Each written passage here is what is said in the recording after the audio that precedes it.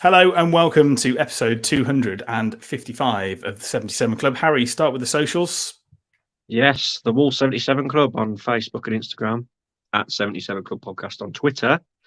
And please rate us 5 stars on Spotify if you can, and subscribe on YouTube. And that is it. It's just the two of us. Just the two of us. It's the A team, though, Harry, isn't it? We do start, though, with some sad news, actually. The club and fans are deeply saddened to learn of the passing of Paul Bradshaw at the age of 67. One of the greatest keepers of his era, and Paul played a key role in a successful period for Wolves, lifting the League Cup in 1980. So our thoughts are with Paul's friends, family and loved ones. On a lighter note, though, Nathan Fraser, Harry, is 19 today. He shares his birthday with former US President George Washington, actor Drew Barrymore, singer James Blunt, and ex-racing driver Niki Lauda. Lauda. We could go on. Let's start with all matters Tottenham away, Harry. We were a little bit bullish last week, weren't we? We both said we were going to win 2-1. I think Jack was giving us a bit of a Debbie Downer. Thought we were going to lose 2-0. We were vindicated. We were right. And it's another scalp in London. Yeah, why do we always do this? Wolves, we were off the back of Brentford. It's just what we do, and it suited us to a T. We played amazing. Gary O'Neill got the tactics absolutely spot on. We've seen us do it so many times before. Soak it up and hit them on the break. I think we only had 29% possession on the day, but it suited us, like I say, and the pace of Neto.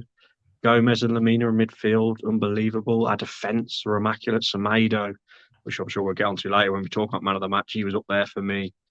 But yeah, and the header as well. It's just weird. Got Gomes getting a double. You'd have got huge odds on that before the game. But yeah, played into our hands, didn't they, Tottenham? Because they play such a high line as well, and it just suits us to break them on the counter. And it was an amazing win. Really good. I think it was a pretty faultless first half, you got to say, isn't it? I mean, probably the best first half that we've seen this season. Neto getting another assist, and despite only 16 appearances so far this season, he's got 9, which is more than any other Wolves player in a Premier League campaign. So Adama had the record with 9 in 37 in 1920. And the really interesting thing that I saw about it is that 7 of his 9 assists this time round have either been for an equalising goal, which was 3 occasions, or a goal to put Wolves into the lead, which is on 4 occasions. So, it just shows the measure of the team, doesn't it? Because there was another stat that was doing the rounds that we've now scored more goals this season in the Premier League than we have in the previous 3 campaigns, which just shows a massive turnaround, doesn't it? Oh, yeah, and considering as well, we're very light up front, really. Obviously, we've missed out on a striker in January, but it's to Gary O'Neill, man. The tactical changes he's made since previous seasons and improving people, improving players, improving Neto, really. Look at his numbers compared to last year, improving Wang, Cunha. Yeah, unbelievable. And Neto, on that second one, the pace was unbelievable, but the composure he showed to slot it back, just unbelievable stuff, isn't it, really? The goal scoring aspect is probably the most impressive thing to come out of the Gary O'Neill era, really. There's no way we could have expected this going off, even under Lopetegui, really. So, got to give him huge props. You really have, for the way he's changed everything about the team, really.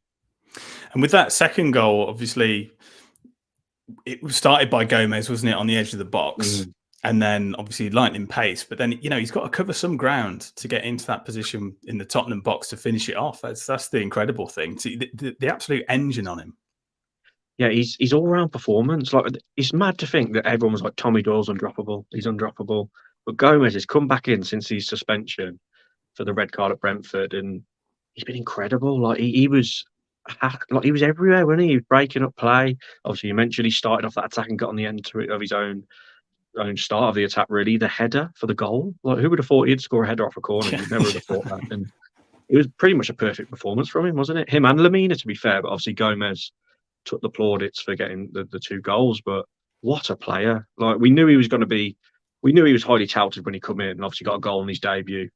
on his first appearance, but I didn't expect him to be this good. He's incredible. Like all the dirty work he does, he just loves tackling, doesn't he? He just loves breaking up play. I was going to say, like in terms of a ball-winning midfielder, I can't think of one, certainly in the last generation of midfielders that we've had, that have been that good at winning the ball back. I just can you think of any? Do you think I know he's only a young player and he's been here just over 12 months, but he does seem to be in that mold of player that we maybe haven't seen before. Yeah, slightly different probably, but Ndai maybe in the Championship was a big lad who got himself about and would do that. But no, yeah, he's an expert at what he does. He's a bit similar to like the Kante sort of thing, like just gets everywhere, doesn't he? It's like we had 3 midfielders against Spurs. And Lamina's the same though. Yeah. But the difference is he'll join the attack as well. Whereas in years gone by, when we had like Neves and Matinho, it was so frustrating how deep we'd be, and we'd just pass it around the back. And at them two, they get the ball, they get it back. We were gone, and they join in the attack as well, which is the most impressive thing. And they've got to be as fit as a fiddle. But yeah, he took all the plaudits and he deserved it, didn't he, Gomes? Because I'm surprised it was only his 3rd goal. For some reason, I felt like he had more. But obviously, it's only that one at Southampton he had. But an incredible performance. What a game for him. And it was a game of fine margins, to be fair. And obviously, it was very disappointing to only last 34 seconds into that second half before Tottenham equalised. But I think you've got to have a shout out and credit where it's due. And he sometimes goes under the radar when it comes to praise for someone like Jose Sarr, who made an absolutely cracking save in the second half. So it was an all round great performance. And that back 5, that back six. Is doing so well, but again, I think it's down to tactics, isn't it? Yeah, just on Sarr, that one save he pulled off, like you mentioned, was brilliant when he tipped around the post. I think it's Kulusevski, wasn't it? He just tipped it around the post. People were I've seen some people trying to blame Sarr for the equaliser, but come on, like he just toe poked it early, went for his legs. That's very harsh. But on the defence, apart from maybe Dawson a bit for the goal for their equaliser, I think he could have done a bit better. But the rest of the game, him, Toti Gomes was incredible. Like some of the tackles he was making. Obviously, Aït-Nouri, unbelievable defensively, joining the attacks. Kilman, solid as a rock, and Semedo. Defensively, Semedo is probably one of the best performances I've ever seen him put in. Like he marked Son out the game. His positioning. He just felt like every time the ball went down that side, you just knew he was going to get it. And also, he nearly set up Sarabia for that one, didn't he? Put it through to him. I don't know if Sarabia would have been offside, but Sarabia hit it straight at the keeper. But Semedo, I know historically on this podcast, Bayless gives Semedo a lot of stick, but this season, for me, he's up there for a contender of player of the season. He's been so consistent. Sometimes the only weakness with Semedo for me is one, he probably should have a bit more goal involvements, assists and goals. And when the ball comes over the top, like a big looping cross to the back post, he always gets beat in the air. But apart from that, he's positioning defensively, he's tackling, he's reading of the game, is incredible. And yeah, it was a split for me between him and Gomes for man of the match. But all the defenders obviously performed heroic. We're so good at that, aren't we? When we've got something to protect. And to get there, for them to equalise and for us to not, our heads not go, because I thought at that point we were going to lose, I'll be honest. I thought we'd crumble because the momentum was with them. But the way we held out, kept our heads and went on and got the winner was just testament to the team and Gary O'Neill really for putting that belief in them. Incredible. And, it's another double over a top side, which is, always fantastic to see. A lot of Tottenham fans would have said that their game at Molineux, they didn't have their best players. Obviously, Maddison played in this one, but again, he was kept fairly quiet too. Yeah, I only remember him making a few passes, to be honest. Lamina again was all over him like a rash every time he got the ball, and Gomes. So our midfield just completely dominated him. And I know they had a couple of players out, didn't they? A couple of key players. I think it was their fullbacks, wasn't it? But on the day, we were brilliant. Like the better team won. I know you look at the stats. Like I said earlier, they had a lot more possession, but if you look at the actual chances and the shots on goal, we definitely deserved it, and we could have put the game to bed. That's my only criticism, because I know like Bellegarde come on, didn't he? And he had that one when Neto set him up. He should have hit it with his left, and he tries to cut onto his right, and it was a decent block in the end. But I mentioned Sarabia's chance when Semedo set him up. Sarabia had a chance first half, but I think he was offside. Good save from the keeper, actually. So we had loads of chances. Hwang's chance first 5 minutes, was it, when he blasted it over the bar? So Yeah. my 4-1 bet could have come in. We had our It could have gone shooting either way. I mean, what did you think of Hwang's miss? Because I was of the opinion that he should be at least hitting the target there. Jack was sort of saying, "Well, I'm not really sure." It seemed to look harder than it look easier than it was. Yeah, I think it's one of them where you go, "Oh, he should have scored," but I think it just came in so quick, and it was just like reactionary, wasn't it? So probably a professional footballer should be put into the net from there. But I think if you look at it back, I think you've got to give him the benefit of the doubt, because obviously a shot from Semedo comes straight out to him and he slices it over just on Semedo. I had him at a 5 on him, first goal scorer at 66-1. So when he hit that, I was like, please go in. But yeah, Hwang, to be fair to Hwang as well, coming back in for Cunha, big void to fill. Yeah. Although that miss was a bit bad, but I thought his overall game was decent, to be fair. His movement and everything, he obviously involved in a lot of the counter-attacks, and that probably should have got a goal on the day. But yeah, it's nice to have him back, really, because we're going to need him now. Cunha's gone. Definitely. As you say, there were lots of contenders probably for man of the match. I've got an inkling that I know what you're probably going to go for, but give us your man of the match anyway. Just before I give a man of the match, Sam, I've got to bring up something you pointed out actually on WhatsApp. How refreshing the referee was. Yes, let him play. Gomes. We were talking about it, weren't we? Like every little niggle, which I think suited us, because obviously Gomes and Lamina get stuck in, and any little 50-50 or any little tackle that some referees would give, he'd let go. So I thought that was very refreshing. He was so quick to criticise referees. I just thought I'd mention that. But man of the match, I mean, look, officially, I think it has got to be Gomes, because he got 2 goals, and obviously his overall performance was incredible. But I really want to give it to Semedo. I really do, because I think he was just. I mean, like back in the day, Sam, when I played Sunday League, towards the end, I did find myself as a right back, right? And I think just watching him, I just appreciate how he just makes it look so easy with his positioning. I think it's just so impressive. And I said in my video after the game, I think when he plays like that, if he could always be like that, I think he's one of the best right backs in the league. I really do. I know Bayless would probably be sick hearing that, because obviously he's got his agenda against him. But yeah, on the day, it's a shame Gomes got 2 goals. I'm going to have to give it to Gomes, but Semedo's right behind him.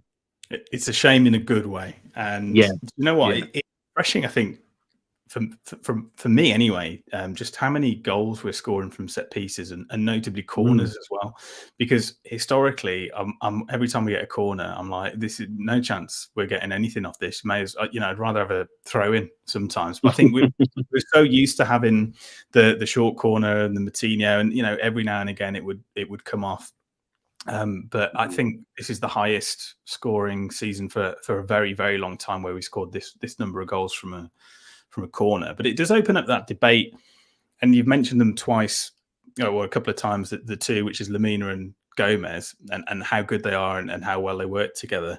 And I've seen lots of comparisons between the two of them and Neves and Matinho, and lots of sort of tweets and posts saying, which pairing would you rather have? And I think, obviously, beginning of the season, it's a no-brainer, is it? Just because of the longevity of the pair of them and the pedigree that they have and have had for a career. But I think it's much more of a conversation now, isn't it? I mean, because you're almost thinking, actually, on balance, we've scored more goals than we have in the previous 3 seasons, and we've got, 13 odd games left. What do you think of that argument, or is it maybe too early to be having it? With Neves and Matinho, obviously we got 2 sevenths Europe.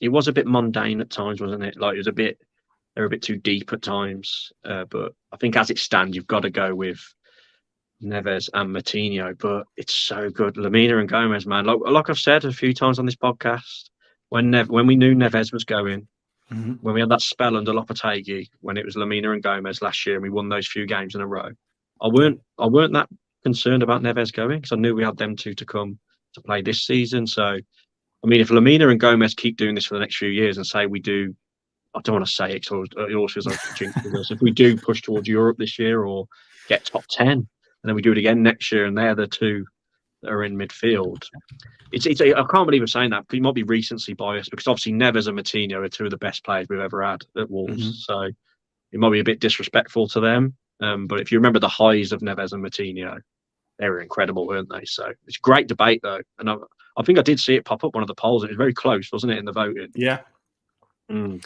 Yeah. Very I think it's really interesting one. But like you say, I think with the European games, and I'm always a bit concerned when we start talking about Europe, because it seems about two weeks later we're talking about a relegation fight. So we better end that part of the conversation there. But let's move on to Sheffield United. We're actually unbeaten in this shocked me, this one. Wolves are unbeaten in their last 8 home league games against Sheffield United. That's winning 4 and drawing 4 since a 3-1 loss in the Championship in October 2002. That shocked me. I almost need to go and double check it. And Sheffield United looking to complete a first league double over Wolves since 1989-90. I mean, all the omens are there for them to come and get a win, isn't it, Harry? But we have lost the last 2 at home.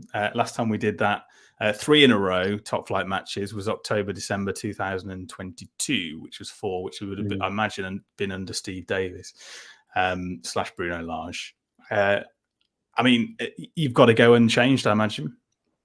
Yeah, it's one of them. Look, as soon as we beat Spurs, everyone kept joking, didn't they? Saying, "Well, we'll lose Sunday anyway." So, because obviously with the Brentford game, but I think Sheffield. I don't want to sound too harsh, and I don't want to jinx things as we always do. But they are such a bad team. I know they beat us in the reverse fixture 2-1. But if you remember that day, we did get shafted a bit by VAR. We're a bit off it. Yeah, we did. Yeah, we did.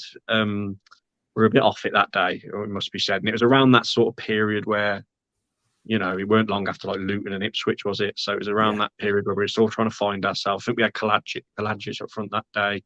There's a bit of a different system going on, but they got battered the other night, didn't they? 5-0, and they're a really bad team. So although we've got this little thing over our heads where we struggle to break teams down at Molineux, surely we can break these down and beat them. I mean, I'm confident we're going to win this game. I really am. Well, okay. It'd be nice to get an early goal. That would help us a lot. And I just hope the crowd get behind the team. I know it's a weird kickoff time at 1:30 on a Sunday, which isn't ideal. But if we want, I'm not mentioning it, but the E word, Sam, we don't want to mention it. If we want to even start having that conversation again, we've got to win games like this at Molineux. We've got to. I mean, there's a lot to unpack there, but I mean, the one that just on the Sheffield United front, losing 5-0, and Sheffield United have lost 5 Premier League games by a margin of 5 or more goals this season, which is the joint most such defeats of any side in a single Premier League season since Derby County. So I mean, it's not looking good for them, is it? And there's probably some value out there in terms of the bets. But let's do a score prediction. I'm not going to go for my obvious 4-1. I think we'll break them down eventually. I think we'll do it, and I think we're going to beat 2-0, 2 late goals. 2-0, absolutely, we'll take that. I'll go 2-1 Wolves. So it's got a couple of bets here. The ones that stuck out for me: Neto to score or assist is even money at the moment. Sky Bet this is. This might take your fancy, and it's not quite the score that you normally go for, Harry, but Hwang to score first, Wolves 3-1 is 40-1. Hwang again and Neto to score 8 Nori McBurney to be carded is 80-1. And Lamina to score and Sarabia, Hamer and Gomes to be carded is also 80-1. So lots of value out there, even though we're very much favourites for this one. And to be fair, when you look at how many goals that Wes Fodringham has conceded this season, he's got 63 goals. It is amazing, isn't it? The most of any keeper in their first 25 appearances in the competition. I mean, that's mad, isn't it? 63 goals is just crazy. I'm just getting flashbacks to when Huddersfield did the double over us, though. It's classic Wolves, at it, like bottom of the league team to do the double over. So we've done the double over Spurs and the double over Chelsea. We can't beat the likes of Sheffield United. Just on, someone just put a comment in there. Wolves FR. You just reminded me of the European thing. I know I said I won't talk about it, but is it if Liverpool? It's so complicated this year in terms of what spots get what. But I think if Liverpool, because the cup game's after us, isn't it? Liverpool, Chelsea. Yeah. If Liverpool win, I believe that 8th place potentially can get you that Mickey Mouse Europa League, which obviously, so we'll be wanting Liverpool to win, I guess. as long as we beat Sheffield United, obviously. So yeah, but yeah, let's just maybe park the Europe tour until we beat Sheffield United, and then we maybe talk about it on the next podcast. That's all. Yeah, well, you keep bringing it up, so I know I can't help it. I get excited. I know. Well, yeah, let's spend more than a week, I guess, in the top half of the table first before we maybe get carried away. Obviously, there or thereabouts at the moment, but it will certainly be interesting. How do you feel about the kickoff time, 1:30 on a Sunday? I couldn't believe when I seen it. I think you brought it up or someone. And I was like, why? And then obviously it's because of the cup game, I think. But 2:00's bad enough, but 1:30's a weird kickoff time, isn't it? Yeah. And as I said earlier, I think it's going to affect the atmosphere. It's on Sky, isn't it? So I don't even know if it'd be a sellout, to be honest. But yeah, not keen on it at all. I'd rather be playing Saturday, obviously, but it is what it is. What do you think of it? Well, yeah, I thought exactly the same. I mean, to be honest, I think of all the times, I think I prefer. Do I prefer a Monday to a Sunday? I don't know. Anything that's not a Saturday for me is just a bit crap, really. Just because we like to have one beer or two, don't we? So can't really do that as much on a Sunday. Let's move on to all matters injuries. Actually, Sasha Kalajdzic suffered another serious knee injury. He's obviously on loan at Eintracht Frankfurt. Ruptured the cruciate and lateral ligaments in his right knee. He is out, understandably, indefinitely. Only joined, obviously, the Bundesliga side in January. He's got 1 assist in 5 games. I mean, Harry, we paid 15 million for him 2 years ago. Knee injury on his debut.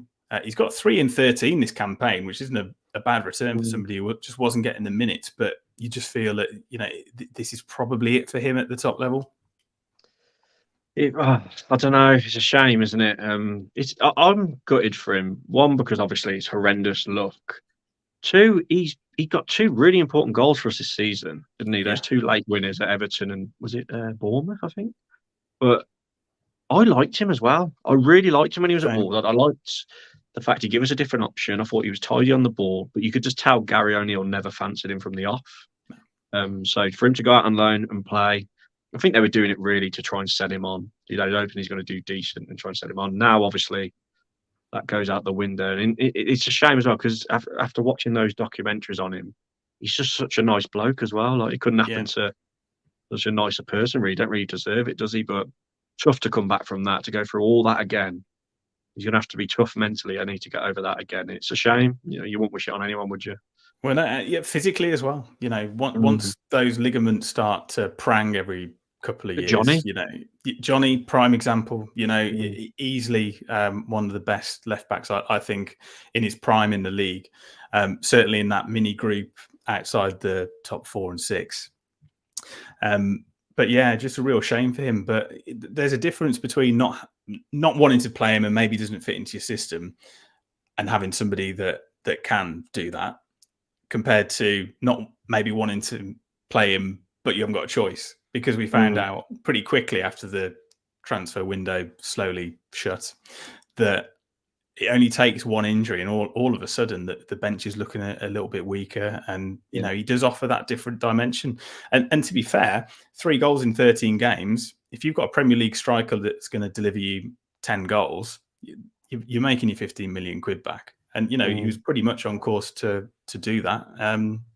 Especially the amount of time that he was given. But from a player whose value is probably plummeting to one whose stock is continuing to rise, and that's Pedro Neto, Harry. We've been singing his praises all season. He's been instrumental in the success so far this campaign. Now, David Ornstein at The Athletic says Wolves will want around 80 million for Pedro Neto. However, he says there is no guarantee that the winger will move in the summer. So 2 things to unpack there. Do you think that's about right, price tag wise? And what do you think are the chances of him moving on in the summer? Because I think a lot of people are saying, it's going to be a Liverpool, it's going to be Arsenal, a side like that. It's going to be a no-brainer. But to me, I think if you're playing the best football of your life, a lot of time we see these players move on and it maybe doesn't work out for them. So what are your thoughts? Well, I've always had the feeling he'll be gone this summer, no matter what. I really have. Although he looks delighted to be at Wolves. You've seen the videos after Spurs of him celebrating with the fans. But the thing that made me think that the valuation might be a bit lower than 80 million was because of his injury record. He's had a few injuries, as we know. But for me, right now, I think he's worth about 150. If Anthony's worth 80 million, he's worth That's a bloody good point. 150 Neto. Yeah. But yeah, he's just so. He's always going to have admirers. Like some of the runs he's made this year, obviously the one against Spurs for the assist, the one against Man City at home in that 2-1 win, that run. I think he did it against Newcastle. He's just frightening, isn't he? And I think he is. He's on the verge of being like world class, isn't he? If he could add a few more goals to his game, we mentioned, didn't we, on the quiz last week? We couldn't believe he'd only got 12 goals for us, but he's had a lot of injuries. But his assists, I mean, he's had so many weeks out this season. He's still right up there in the assist table. And yeah, if he goes, I think 80 million I'd be happy with as long as we reinvest it. Obviously, I'd love to keep him, but I think you've just got to accept that he is going to be going because he's just a very good player. Like we knew Neves would go as well. And yeah, I think I personally think he will go. And I think it'll be Arsenal, just because I think Arsenal have been an admirer of him every window. They're linked with him, aren't they? I think Arteta really likes him. And it'd be one of them if he goes. It'd be a bit like Jota. I'll cry every time he scores for his new team, but he'd always get a good reception when he comes back. But the dream scenario is we keep him.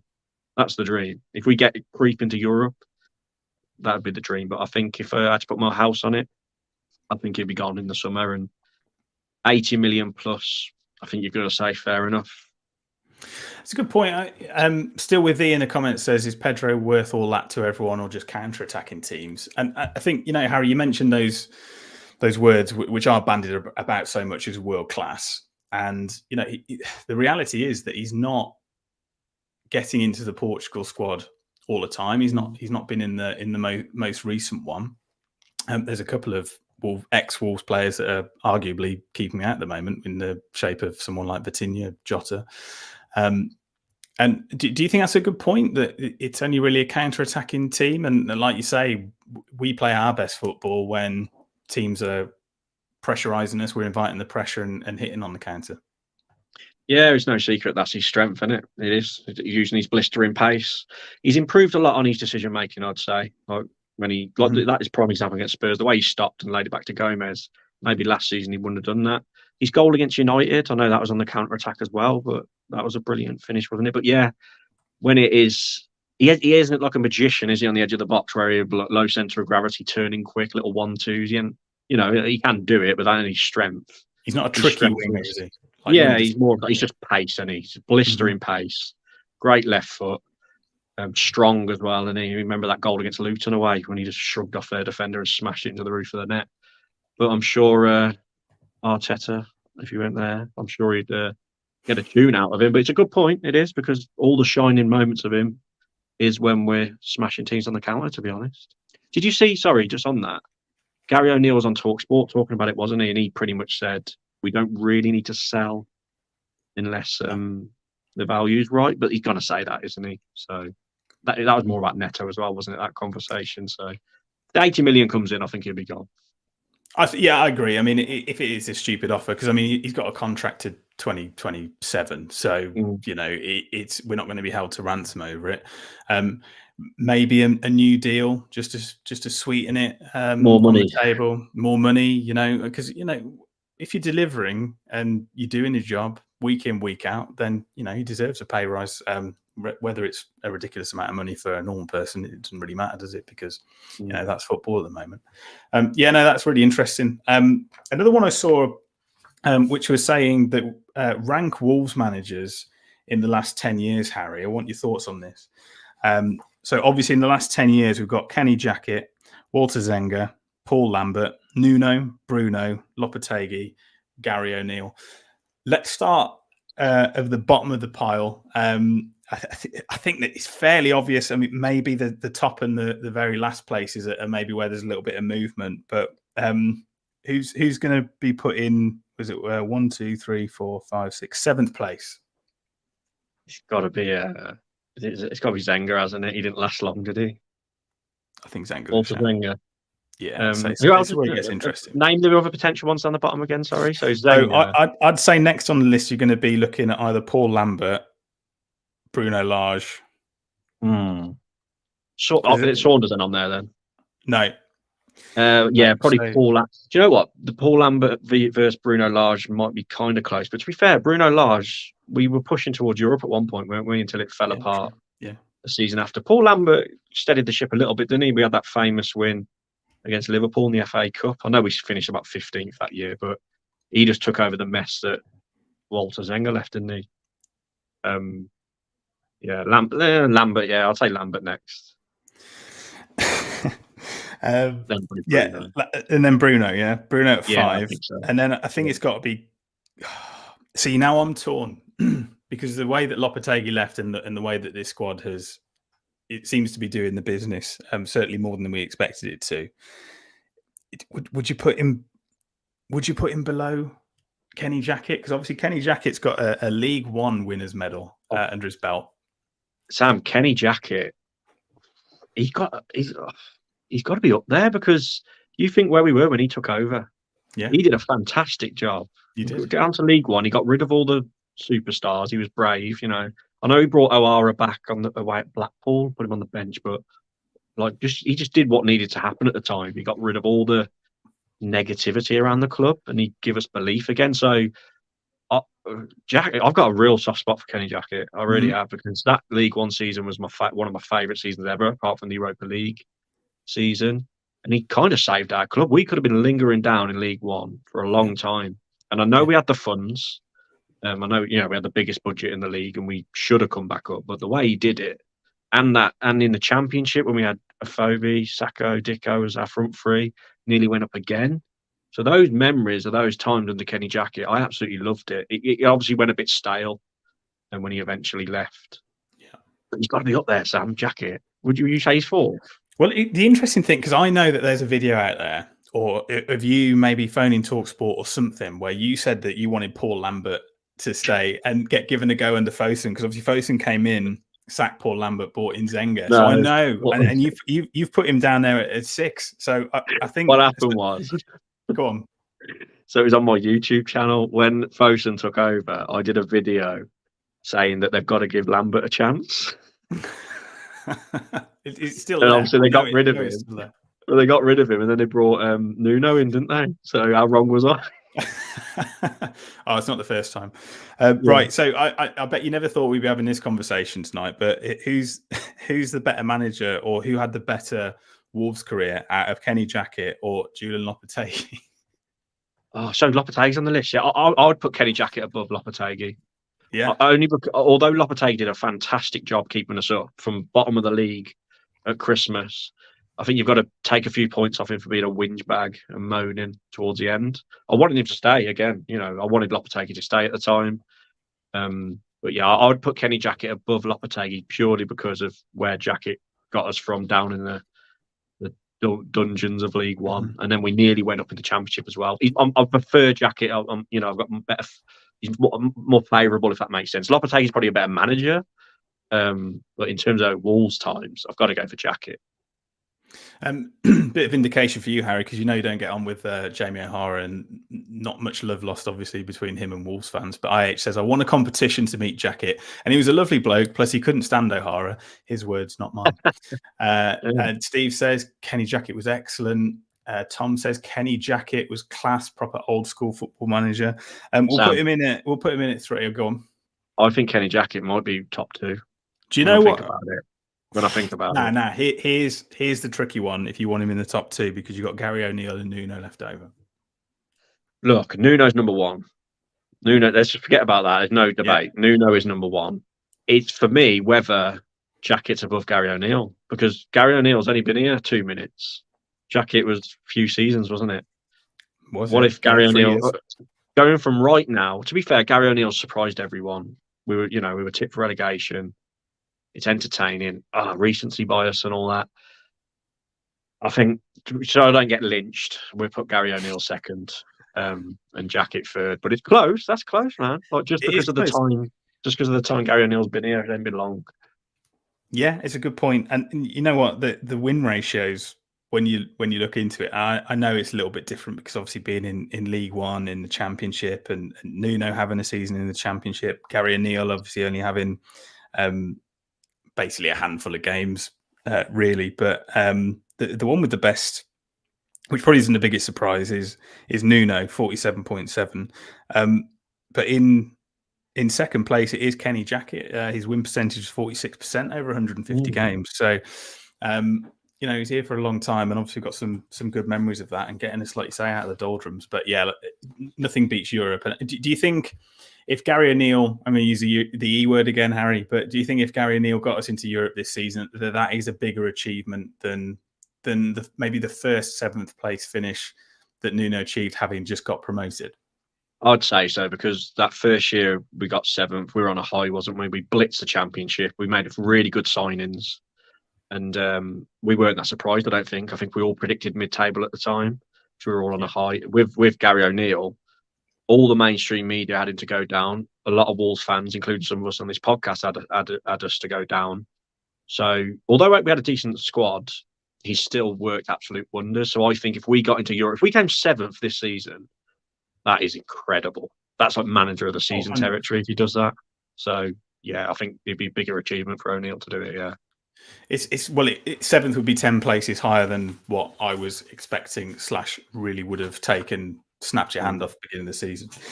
Let's move on to something else. I've seen something from an influencer on YouTube. It was a video called "Why I'm Delighted Michael Beale Turned Down My Club." Michael Beale was sacked by Sunderland. In this video, the influencer explains why they're delighted he turned down Wolves back in October 2022 after a Twitter thread came to light showing an embarrassing revelation. Now, this influencer on YouTube is you, Harry. So I'm gonna pass on to you and just explain the video, because it's extremely well put together, very well researched, and absolutely hilarious. Yeah, well, I was sat there. It must have been in the afternoon yesterday, and that thread popped up of Beale. He made his own Twitter account, didn't he, called Player ID, and started bigging himself up. But I seen it, I was like, what on earth? And it just made me think, I'm so glad we didn't get him when he turned us down. We could be in such a different position now. So I just thought, whack that video together, spoke about his history a bit, and how high was his stock when he turned us down? When he was top of the league with QPR, he was the next big thing, wasn't he? After being a coach under Gerrard. So I thought I'd put the video together, and the video's done well because I think Rangers and Sunderland fans have picked it up. It's like hit their algorithm. So I've got a lot of comments off the Sunderland and Rangers fans. They all think he's very, ego driven and not a nice bloke, really. Yeah, God, if he'd took over us at that time, I dread to think where we'd have ended up, because it was when Lopetegui took over, wasn't it? So would we have stayed up? Probably not. If you look at the evidence we've got now of his track record, we'd probably end up going down under him. And I think it all got to his head, didn't it? I think he got put into management, did well QPR. Everyone was singing his praises, and I think it got to his head a bit. I think he needs to go back to the drawing board. But to be a manager of Sunderland and to feel like you've got to make a Twitter account tweeting out praise for yourself, that is unheard of, isn't it? There's never been a professional manager do that before. So yeah, crazy. Yeah, because it's actually stunning, isn't it? Because it just shows, though, that there's a good chance that if you're giving them stick on Twitter, it seems it's actually more likely than ever that they're going to see it, because they're making these burner accounts. I mean, it's still with thee has called him Burner Beale for his burner Twitter account. I think it's spot on. IH says, I've watched that, Harry. Absolutely hilarious video. Beale comes across an absolute narcissist. Roden 0707 never knew why there was so much hype with Beale anyway. Still with thee, he's a Kevin Durant of football, who I believe is a basketballer. Yeah. Yeah, really, really strange. But head over to Harry's YouTube channel if you want to watch that, because there's a little surprise in there, and we don't really know why you put pictures of this person. Why you put Chesney? I googled because I seen that he played for Charlton in his academy days. So I googled like a young Michael Beale just to put a picture of him as a player, and I couldn't find any. I don't know why Chesney from Coronation Street come to my head, so I just used the kid version of Michael Beale. I just used Chesney off Coronation Street. I don't know why. I was just in one of them moods. I put it in. A few people noticed. No, yeah, exactly. Yeah, it was funny though, because I think it's probably one of the first videos that you've done, and probably that we've done, where everybody in the comment section has agreed. And it's probably very the rare only video on YouTube. So you must be breaking a few records with that. I've got something in my notes, Harry, that I'll pass over to you for something now, because you've got some sort of surprise. So you actually touched on it a minute ago. So what I've done, that Beale thing made me think, and because the Gary O'Neill thing's been a bit of a hot topic of people admitting they're wrong. We usually leave this to the end of the season, Sam. But what I did the other day, I went back and listened to our podcast when Lopetegui had just left and O'Neill had just arrived, just before we played United. I've got to say, it is the most depressing podcast. We are so negative on it, rightly so, because obviously you're all gutted. You were quite positive, actually. And Bayliss, really. Me and Jack, oh my God. Listening back to it, I nearly jumped out of my car. Like, it was horrendous. But you were just kind of like had the attitude of, we've got nothing to lose. Let's just go for it type thing. That's kind of how it's worked out, really, isn't it? But I thought I'd just briefly go over some of the predictions. They're quite funny. I know I've said something I wholeheartedly disagree with now. I can think. But we were all like, oh, let's give Gary O'Neill a chance, but it's very underwhelming. You know, we had the attitude of what a lot of Wolves fans at the time. But I'll just quickly go through some of our predictions. I mentioned your comment about nothing to lose. So our league positions, our predictions, right? You said 13th, which, to be fair, okay, all right, not bad, is it? Yeah. Okay. Jack was, honestly, if you go back and listen to Jack, my life, he said 18th, and he wanted to say 20th, and he changed to 18th to be more positive. Bayliss said 16th. To be fair to Bayliss as well, throughout the podcast, he was just blaming Fosun, and he didn't really criticise like O'Neill, if you get what I mean. I said 11th, just being optimistic. The player of the season, you said João Gomes. Oh, yeah. Which is good. Jack said Dawson. Bailey said Fabio Silva. I said Nunes. Who's gone. For the dark horses, you said Hodge, which... Yeah. Well, he's gone to... Was he gone to QPR? Jack said Aït-Nouri. Bailey said Doherty, which, not too bad. I said Pedence, so I picked two players who left. Kiss of death, you are. All right, you leave Pedro Neto alone. For the League Cups, we all said first round out, which it was a second round, was it? Mm-hmm. Yeah. FA Cup, this is interesting because obviously we're still in it. You said we'd be out in the fourth round, which we're in the fifth now. We're in the fifth. Jack said third. Bailey said third. I said semi-final. I don't know why, which could happen still. And I'll just quickly reel off our top goal scorer and assist prediction. This is quite funny. You said Fabio Silva, top goal scorer. Jack said kalajdzic. He's gone. So two of the lone players who have gone, two of us predicted. Bailey said Fabio Silva as well. I said Cunha, which... Oh, wow. Yeah. That could happen. Well, could it happen? Potentially. Yeah, I think he's top goal. No, he's with Hwang. Is he one behind Hwang, I think, on 9? Possibly. But he's not playing much football at the moment, is he? So, top assists. Yeah. You said Cunha for top assists. So okay. Jack said Neto. Brilliant. Yeah, it's going to be Neto. Bailey said Sarabia. I said Hwang. So, yeah. But the golden nugget, the golden bit I wanted to bring up is we had a controversial opinion each. Bailey says was rubbish. He just said Jeff Shee will be found hung from his underpants because at the time, obviously, criticism. You said Bentley's better than Star. Well, Jack said, which nearly happened, this prediction he had, controversial opinion. He said Gary O'Neill will be sacked after Luton away. And if you remember, when we drew 1-1 with Luton, at the time, it was like, it was kind of like, oh, is he? So that were bad. My controversial opinion was Gary O'Neill to win manager of the season. Wow. And I bet so if we get Europe, that could come in. But ignore the bit where I said Pedence and Nunes of the season. Just remember that last bit I said. Ignore the rest. Oh, God, yeah. Right, keep those notes because I will have forgotten them by the end of the season. Yeah, we'll do them at the end again, but I just thought it'd be funny to bring up. They're not looking brilliant, are they, those predictions? Sorry, what made me think of doing that, Sam, is that video I put out on our Facebook. Where a bloke called the Molyneux Maester on TikTok flipped together all the pundits like Gabby Bonglahor, Sky Sports News saying that we were going to go down. And obviously it was a very funny video where we've ended up. But I'd love to ring Gabby again now. Because remember when I first rang him at the beginning of the season and he was saying we're going down and that, and I was arguing with him. I don't think I'd get through, but I'd love to ring him again. Oh, yeah, absolutely. Well, like I say, a lot can happen between now and the end of the season.